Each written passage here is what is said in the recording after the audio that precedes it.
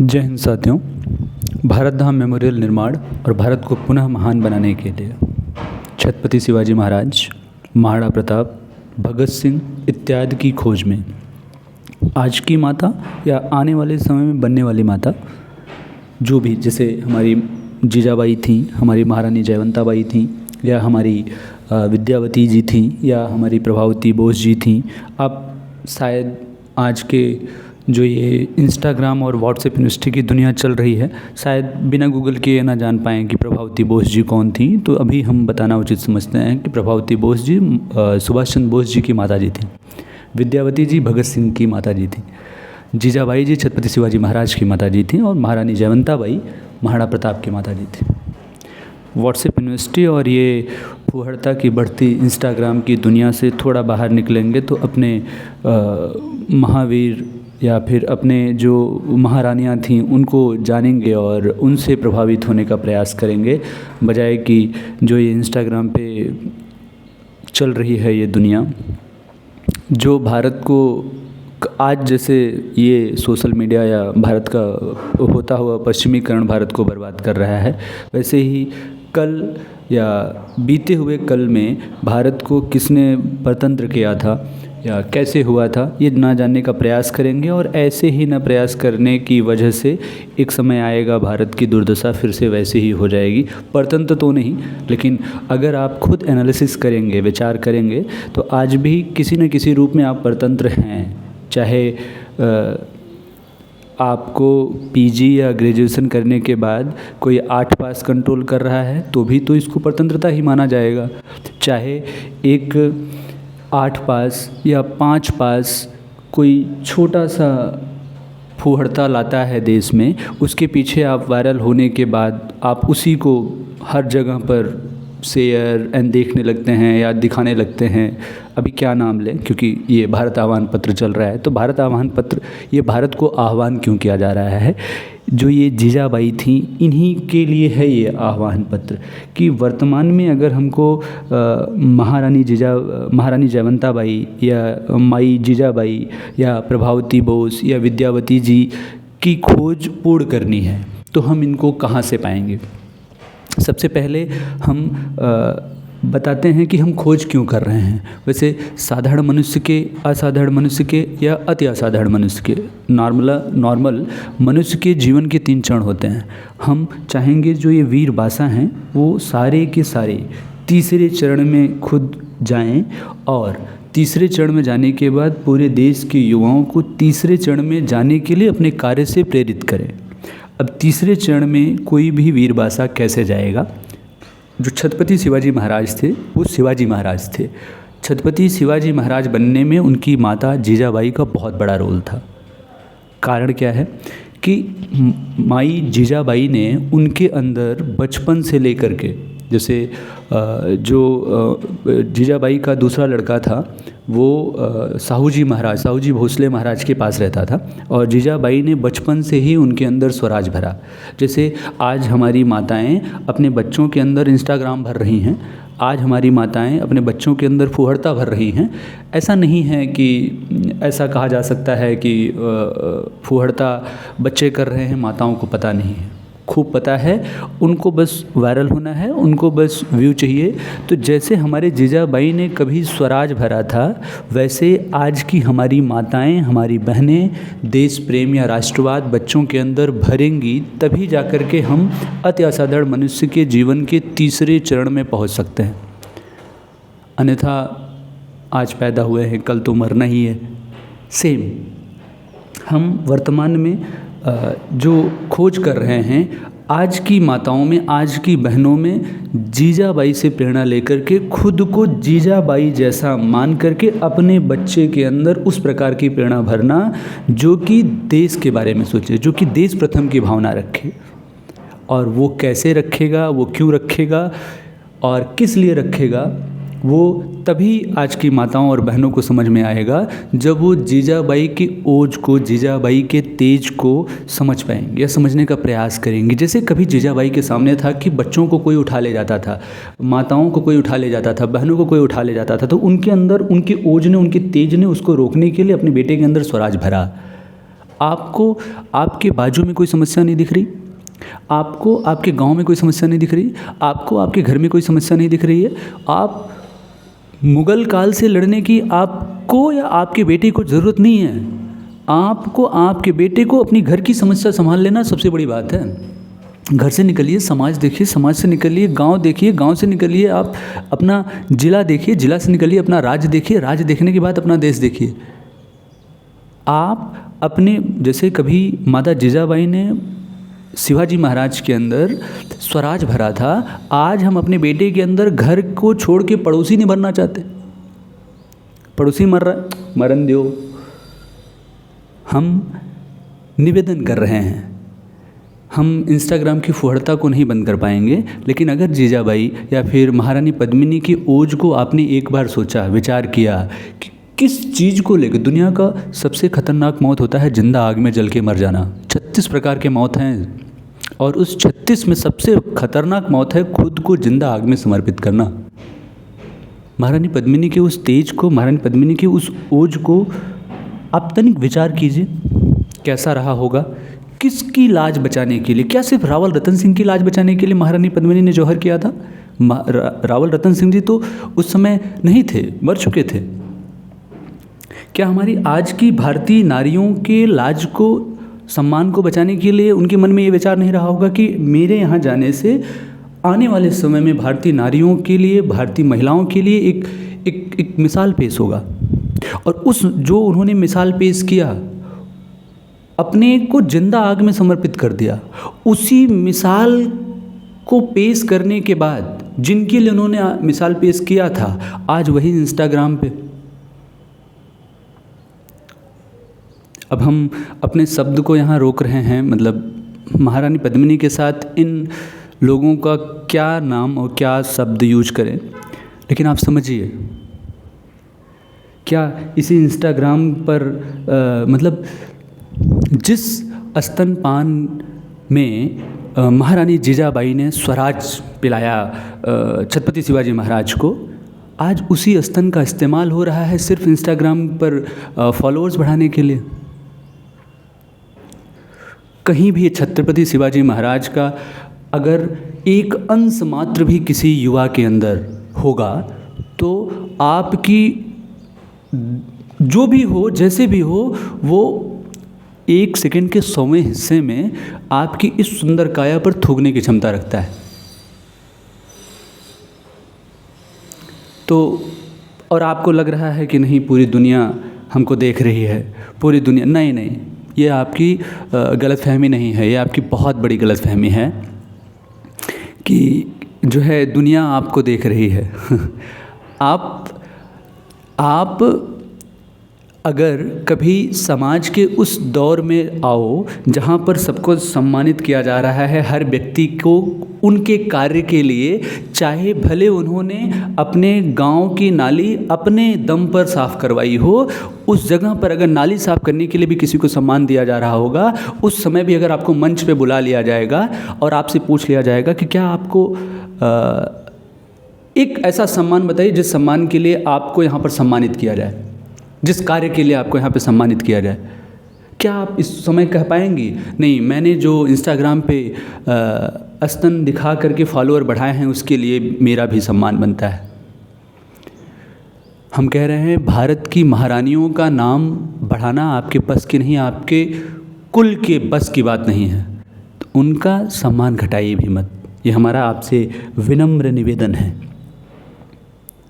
हम क्यों इतना निवेदन आपसे कर रहे हैं? क्योंकि मनुष्य के जीवन के तीनों चरण में सबसे बड़ा रोल माँ का होता है, बहनों का होता है।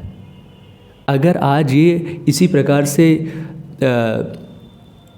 नंगा नाच करेंगी सोशल मीडिया के हर कॉर्नर पे, तो ये छत्रपति शिवाजी महाराज को जन्म दे पाएंगी, ये आने वाले समय के सुभाष चंद्र बोस को जन्म दे पाएंगी, आने वाले समय के वीर भगत सिंह को जन्म दे पाएंगी।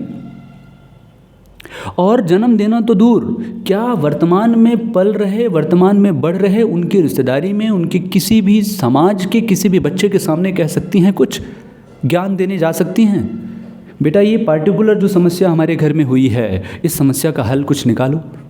आप मानिए, ना ही आप कह पाएंगी और ना ही वो निकाल पाएगा। हमारा निवेदन आपको समझ में आएगा कि हम क्यों कर रहे हैं आपको।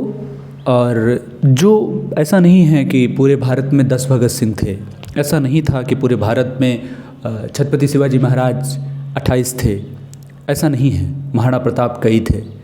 एक महाराणा प्रताप, एक भगत सिंह तो थे ना, एक चंद्रशेखर आज़ाद जी तो थे ना, एक सुभाष चंद्र बोस जी तो थे ना।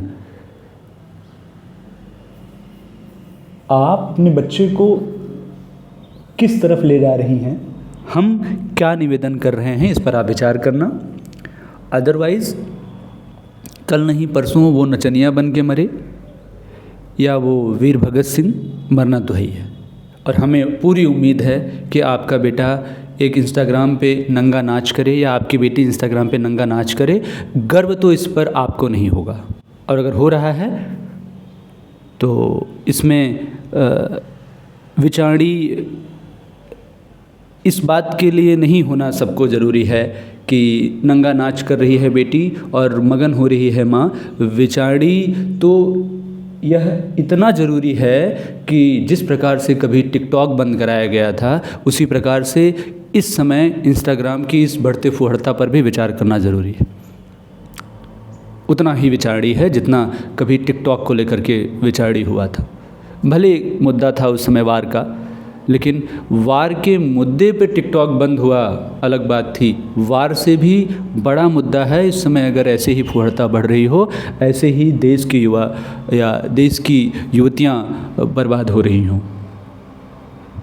हम आपसे निवेदन कर रहे हैं, उस निवेदन में चाहते हैं कि माँ या हमारी बहनें किस प्रकार से अपने बच्चों को, या क्योंकि जन्म जो देना होता है वो जो माताएं बच्चों को जन्म से ही जो बनाना चाहती हैं वो बना सकती हैं, बजाय कि जन्म देने के बाद या जन्म देने के बाद फुहड़ता से प्रभावित होने के बाद बच्चों को अपनी प्रभाव से प्रभावित करें। इससे अच्छा है कि जन्म देने के तुरंत बाद से बच्चों को अपने प्रभाव में प्रभावित करना शुरू करें। और खुद के प्रभाव में प्रभावित करने के लिए खुद पहले प्रभावशाली होना पड़ेगा। माँ खुद इंस्टाग्राम पे नचनिया बनी हुई है, बहन खुद इंस्टाग्राम पे नचनिया बनी हुई है, तो क्या बच्चे को प्रभावित करेगी। हम आपके सामने जीवन के 3 चरण रखते हैं। विचार आपको करना है हमारी माताओं, हमारी बहनें, कि आप खुद पहले दूसरे चरण में मरेंगी या तीसरे में। और अगर आप तीसरे में गई तो आपके बच्चे को तीसरे चरण में जाने से कोई नहीं रोक सकता है। पहला आते हैं साधारण मनुष्य के जीवन के 3 चरण। साधारणतः जन्म तो सबका होता है, वैसे जन्म होगा बेटा हो या बेटी, और बेटा थोड़ा सा बड़ा होगा या बेटी थोड़ी सी बड़ी होगी तो माँ क्या कहती है, ये व्यंग्यात्मक रूप में लिखा गया है, आप इसको समझने का प्रयास कीजिएगा। माँ कहती है बेटा धनिया ले आना, थोड़ा सा बड़ा होता है तो। और जब उसका शादी हो जाता है तो वाइफ आती है, कहती है सुनिए धनिया ले आइएगा। और फिर जब उसका शादी होने के बाद बच्चा होता है तो बेटा वही कहता है पापा धनिया ले आइएगा। और धनिया लाने, धनिया ले जाने, बेटा धनिया ले आना, सुनिए धनिया ले आइएगा, और पापा धनिया ले आना के बाद तीसरा जो सबका होगा, मृत्यु, मर जाएंगे। ये है साधारण मनुष्य के जीवन के 3 चरण। व्यंग्यात्मक रूप में है, आप समझने का प्रयास कीजिएगा, अपने ऊपर मत ले लीजिएगा कि धनिया ले आते ले आते ज़िंदगी बीत गई। बीत रही है, कड़वा लगता है, सत्य है।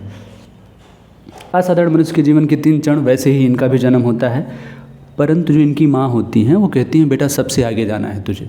भले वो क्लास 10th में सबसे ज़्यादा नंबर लाने के लिए बोल रही हूँ, भले वो पूरे गांव में किसी ने अगर 60% नंबर लाया है तो उनको बोलना है बेटा 60 से ऊपर ले आना है।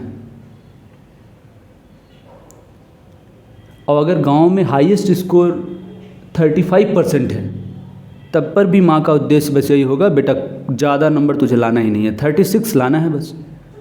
तो इस प्रकार का असाधारण मनुष्य के जीवन का 3 चरण, बेटा सबसे आगे जाना है तुझे। और जब उनकी वाइफ आती है शादी होने के बाद तो कहते हैं सुनिए आप सबसे आगे जाने में ध्यान दीजिए, मैं आपके साथ हूँ।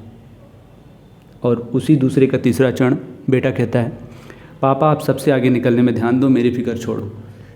अब इसके पीछे रीज़न क्या है, पापा आप सबसे आगे निकलने में ध्यान दो, मेरी फिक्र छोड़ो। यहाँ भी व्यंग्यात्मक रूप में लिखा गया है कि अगर पिताजी सांसद हैं तो बेटा क्या कहेगा इसके अलावा। किसी का नाम लेने से अच्छा भारत का बहुत बड़ा उद्योगपति है जिसको सीधा भारत की गवर्नमेंट का सपोर्ट है, कहीं से भी कुछ भी मिल जाता है, पूरा दुनिया एक तरफ से कहती है नहीं मिल सकता, भारत का गवर्नमेंट कहता है आइए हम तुम्हारे साथ हैं, तो उनका बेटा क्या कहेगा? अगर पिता मुख्यमंत्री है तो बेटा यही कहेगा आज नहीं तो कल, 1 पंचवर्षीय नहीं तो 2 पंचवर्षीय, 2 पंचवर्षीय नहीं तो 3 पंचवर्षीय के बाद मुख्यमंत्री तो हम ही हैं। इस प्रकार का व्यंग है कि पापा आप सबसे आगे निकलने में ध्यान दो, दोबारा मुख्यमंत्री बनने में ध्यान दो, तिबारा मुख्यमंत्री बनने में ध्यान दो, हमारी फिक्र छोड़ो, क्योंकि आपके मरने के बाद तो मुख्यमंत्री हम हैं। और तीसरा, साधारण मनुष्य के जीवन की तीसरा चरण, मृत्यु होती है लेकिन अपने अपनों को दिलों में हमेशा जिंदा रहते हैं। जैसे यादव हैं तो यादव समाज के लिए पूरा ध्यान, यादव समाज के लिए, मुस्लिम से हैं तो मुस्लिम समाज के लिए, हरिजन हैं तो हरिजन समाज के लिए। ये इनके लिए यादव पहले देश बाद में, मुस्लिम के लिए मुस्लिम पहले देश बाद में, ब्राह्मण के लिए ब्राह्मण पहले देश बाद में, हरिजन के लिए हरिजन पहले देश बाद में।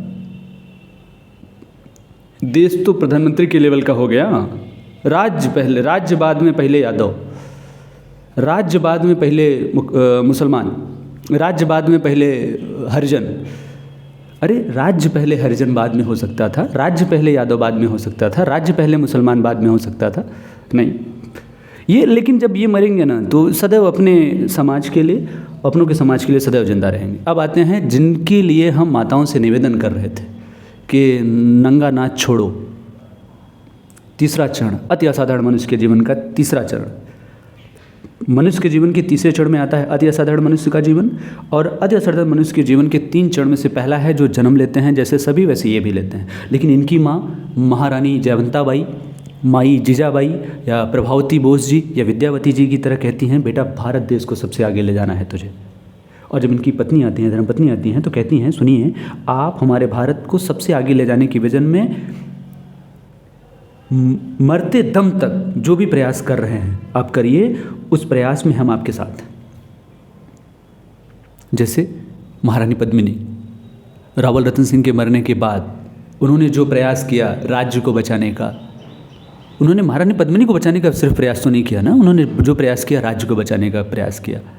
जैसे आज के मुख्यमंत्री होते हैं वैसे रावल रतन सिंह उस समय अपने उस क्षेत्र के मुख्यमंत्री ही मानिए आप। उन्होंने सिर्फ महारानी पद्मिनी को बचाने के लिए नहीं लड़ा। और आज के मुख्यमंत्री पहले यादव का गांव होगा तो यादव का गांव बचाने के लिए लड़ेंगे, अगर मुख्यमंत्री हरिजन क्षेत्र के हैं तो हरिजन का गांव बचाने के लिए पहले लड़ेंगे, तुरंत एक्ट लगाएंगे। खैर इस टॉपिक से हट के पहले हम तीसरा चरण ब्रीफ करते हैं आपको कि उनका जो बेटा होता है वो कहता है पापा देश को सबसे आगे ले जाने के लिए आप जो भी प्रयास कर रहे हैं, अगर उसमें कोई भी कमी रह गई तो आप निश्चिंत रहिएगा, हम अपनी मौत से पहले उसे पूरा करके मरेंगे। इसका भी उदाहरण ले लीजिए संभाजी महाराज, इसका भी उदाहरण ले लीजिए अमर सिंह, महाराणा प्रताप के सुपुत्र। और अभी भी भारत में कुछ सुपुत्र हैं जिनको देश दुनिया से मतलब है नहीं है, बस पापा मरे तो मैं मुख्यमंत्री बना, बस आज नहीं कल तो पापा को जाना ही है, क्यों बनना है डजंट मैटर। तब संभाजी महाराज थे, अपने शरीर के मरने के बाद भी उस प्रकार से लोग लाश को नहीं काटते जिस प्रकार से संभाजी महाराज को जिंदा काटा गया था। उसके बाद भी अपने पिताजी के उस सपने को साकार करने के लिए वो अनवरत लगे रहे, अपनी मौत तक लगे रहे। और आज क्या संभाजी महाराज से तुलना करें? तुलना के लिए तुलना का पहला शब्द तब ही खुद अपने आप में शर्मिंदा हो जाएगा अगर हम संभाजी महाराज को सामने रखेंगे आज के नचनियों के सामने। तो हम अपनी माताओं से कहेंगे कि अति असाधारण मनुष्य के जीवन के तीसरे चरण में से अगर तीसरे भाग में उनका मृत्यु होगा तो संभाजी महाराज की तरह, महाराणा प्रताप की तरह, अमर सिंह की तरह, हमारे वीर भगत सिंह की तरह, हमारे सुभाष चंद्र बोस की तरह सदैव अमर रहेंगे।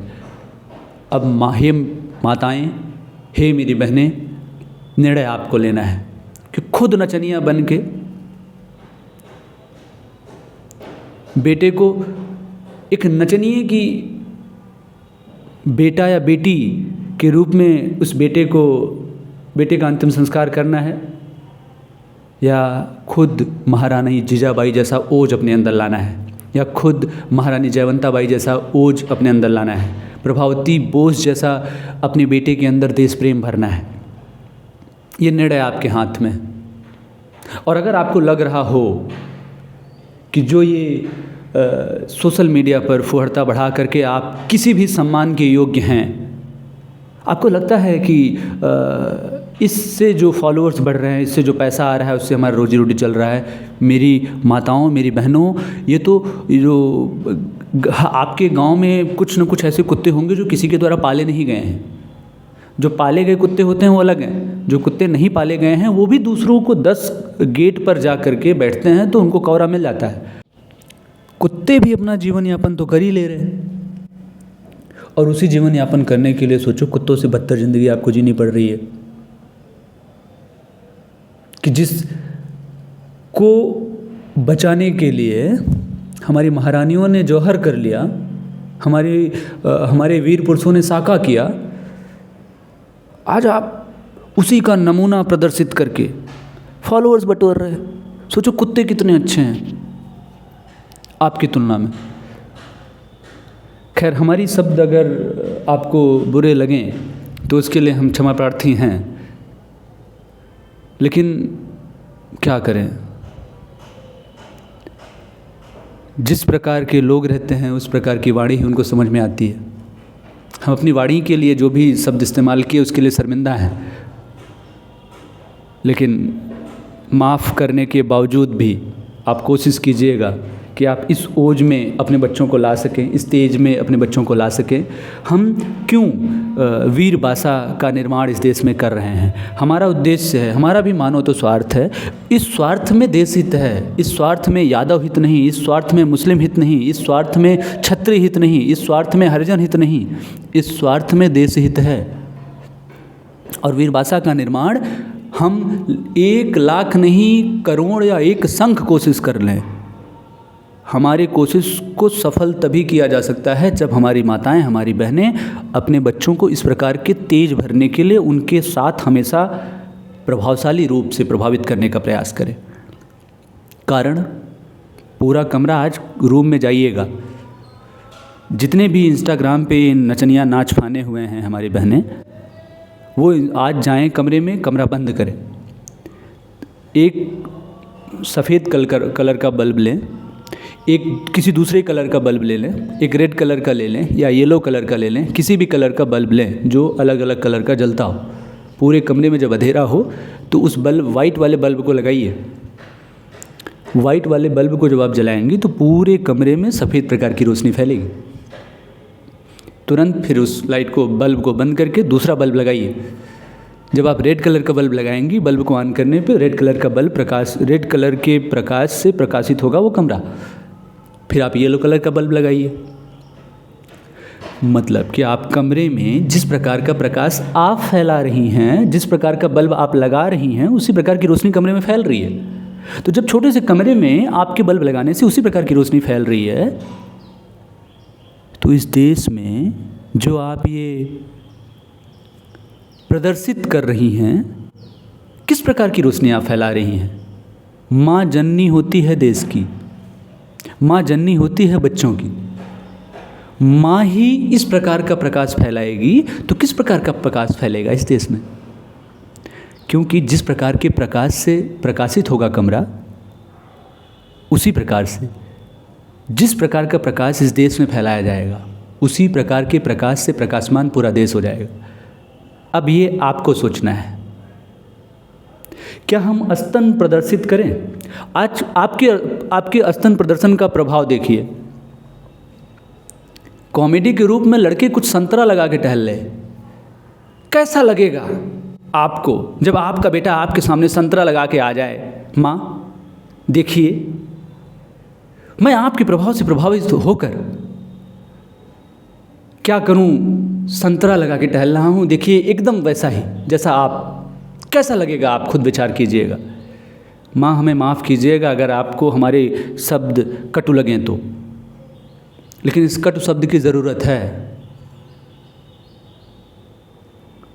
ऐसा ना करो कि बेटा आपका किसी और से प्रभावित होकर के कहीं से वीरबासा ज्वाइन करें और आपको अंतिम बार अग्नि देने से भी शर्मिंदा महसूस करें। हम यही निवेदन करेंगे। जय हिंद, जय भारत, जय भारत धाम।